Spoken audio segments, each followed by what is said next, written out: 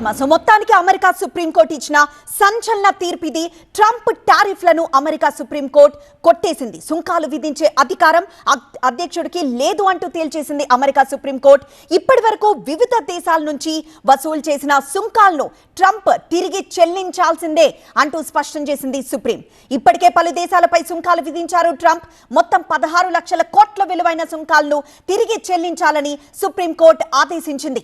భారత్పై 18% సుంకాలు విధించారు ట్రంప్ సుంకాలను 6 జడ్జిలు వ్యతిరేకించారు.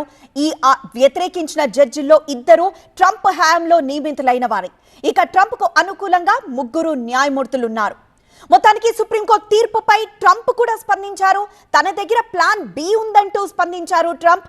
బ్యాకప్ ప్లాన్ త్వరలో అమలు చేస్తానంటున్నారు ట్రంప్. కానీ ట్రేడ్ డీల్ ఏదైతే ట్రంప్ చెప్తున్నారో తన ప్లాన్ బి అనేది ట్రేడ్ డీల్ అది. కానీ ఆ ట్రేడ్ డీల్ ఏ మేరకు దాన్ని ఇంప్లిమెంట్ చేసే అవకాశం ఉందన్న దానిపై కూడా సందిగ్ధత నెలకొంది. మరింత సమాచారం సుకుమార్ అందిస్తారు.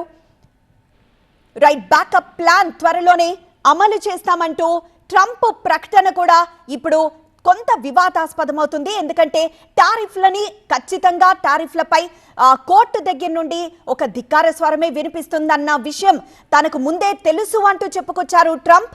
అప్పుడే తనకి ప్లాన్ బి అంటూ కూడా ఉంది అంటూ కూడా స్పష్టం చేశారు. ఈ నేపథ్యంలోనే ప్లాన్ బి ఏమై ఉంటుంది అన్న విషయంపై చర్చ జరుగుతోంది. ఎందుకంటే ప్లాన్ బి అది టారిఫ్లు కాకపోతే ట్రేడ్ డీలు అవ్వే అవకాశాలే ఎక్కువగా ఉన్నాయి.